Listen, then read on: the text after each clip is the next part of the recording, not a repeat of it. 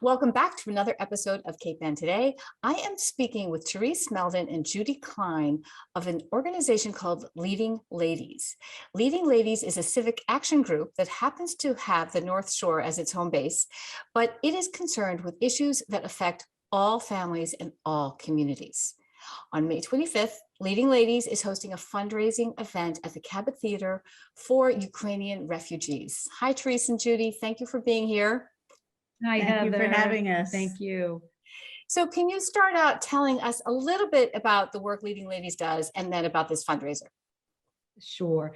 Leading Ladies is a group headquartered here on the North Shore, as you said, and we're committed to action around issues that affect women and children.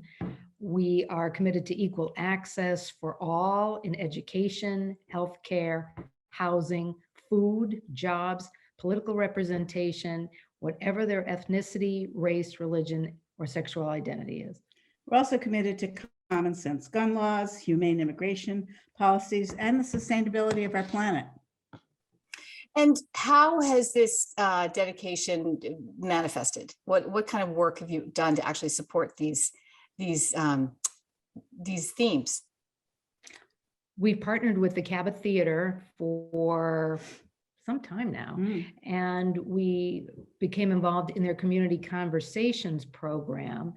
And prior to that, we were doing some of the same work, but virtually, since COVID sort of interrupted our flow. But we've hosted programs on homeless women veterans. We did that around Veterans Day. We've done one on food insecurity on college campuses. What were some of the others? Well, we also, when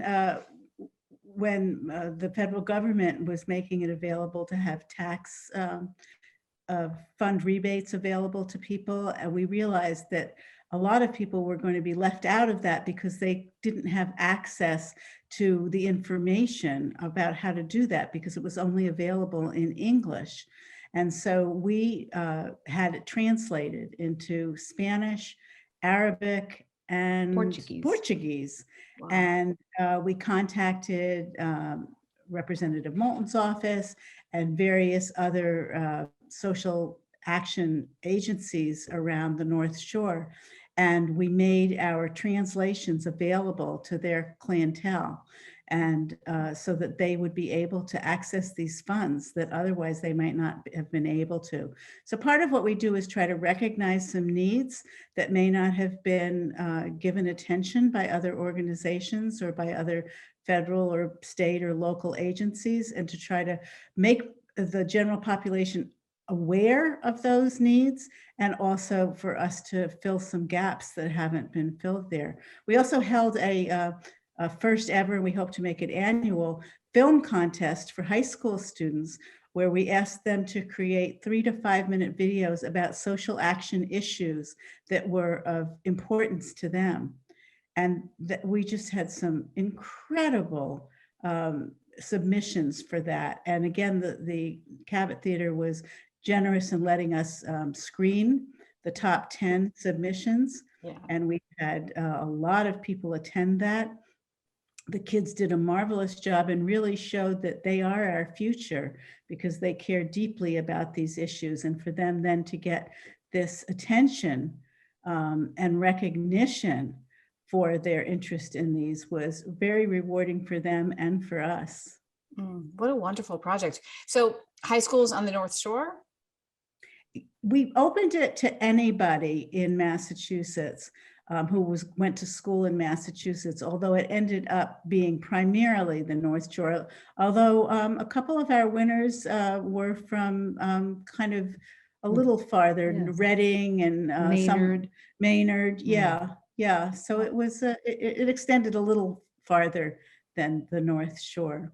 And we hope to do that again next year. It was really wonderful.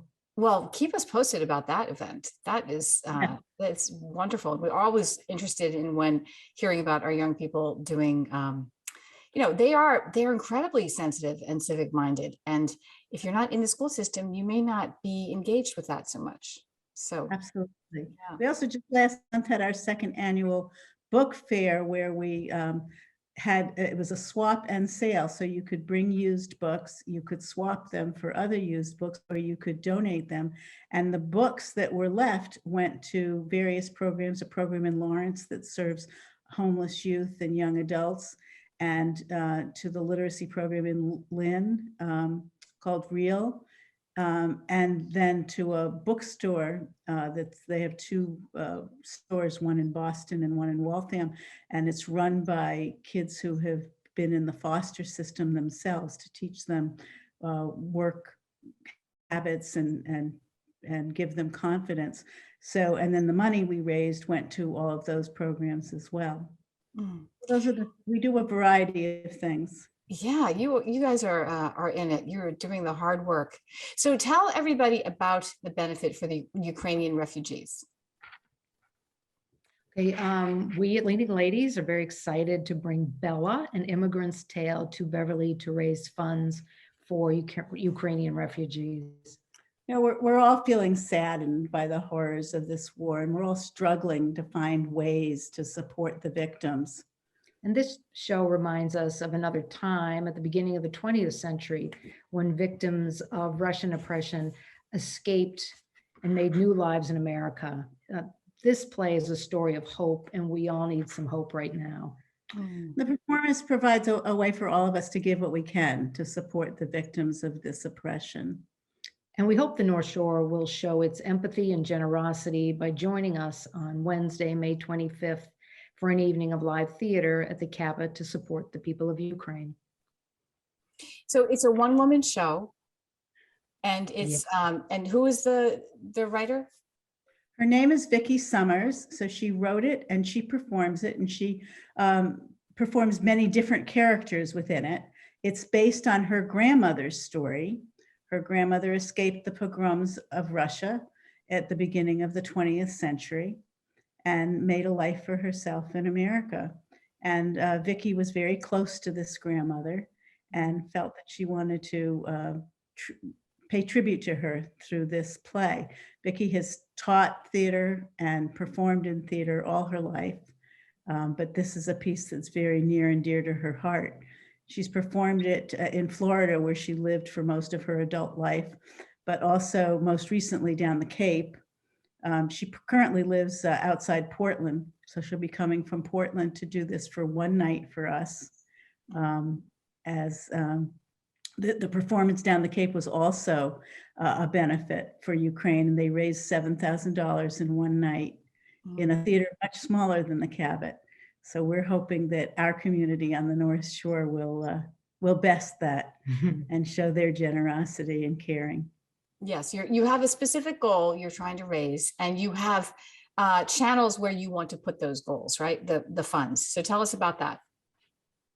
Oh, right. We've identified 3 organizations to support, and one is Red Cross Ukraine, the World Central Kitchen, and the International Rescue Committee. So important vetted organizations, so people know that their donations will be going to directly help the Ukrainian refugees. Exactly. We carefully looked at ones that had been vetted by other organizations where there was little overhead and where the funds went directly to the people who need them. And every cent that is raised on May 25th goes directly to those 3 organizations. Right. Great. Well, I want you to provide all the contact information, but first I want you both to tell me where this comes from in you. What has inspired you to do all this work that is really just, it's important, it's solid, it's really tangible. You are tangibly helping people as opposed to, there's nothing abstract about it. So we're the 2 of you. Well, I grew up in a family that, did service work, and, my father was very active in, our church, and as was my mom. So we grew up seeing social justice work being done. And so I think that's where it comes from. But, of course, being really a child of the 70s, I was born long before that, but there, there was a lot going on in, middle school, high school, college, and it just, it continued to fuel my desire to have purpose and to be useful. So when we came up with this idea, Judy's big, beautiful brain is exactly what we needed because Too kind. she's because she is absolutely socially justice wired as well. I think, just to echo that, I grew up in a family. I'm second generation in this country. My grandmother came from Ukraine. She escaped the pogroms. But in terms of just generally social justice, yeah, I'm a child of the 60s. I'm also a child of privilege, whereas my mother grew up in poverty. So I recognize how lucky I am and how unlucky so many other people are in this country. And I feel a responsibility to work towards equity.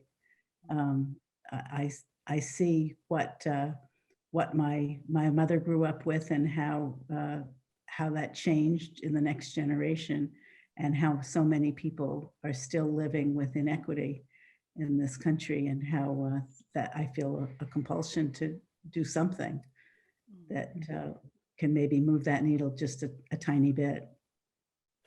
Well, how can people, first of all, purchase tickets to Bella on May 25th? And how can people learn more about Leading Ladies? Okay, well, to purchase tickets to Bella, you can go to thecabot.org, and I'm not sure, is it on their landing page? It's Just go into events. Or community conversations, and you'll be able to find it. If you're unable to attend, please make donations, because as we said, we have, our goal is $10,000 for that night. So that would go a long way helping all three of the organizations we've identified.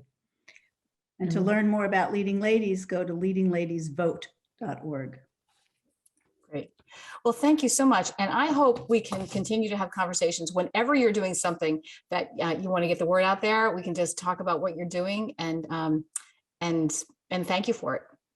Well, we'd love that. And just to put a little plug in, on June 8th, during Pride Month, we will be having Alex Myers, who teaches at Phillips Exeter and is a transgender man. He will be speaking about the importance of gender identity at the Cabot. Oh, great. Great. We'll talk to you about that. Yeah. All right. Well, we look forward to that. Come back soon. Okay. Thank you so much, Heather. Thank you, Heather. Thank you. Take care. Bye. Interested in a sponsorship? Email sponsor@1623studios.org to learn more.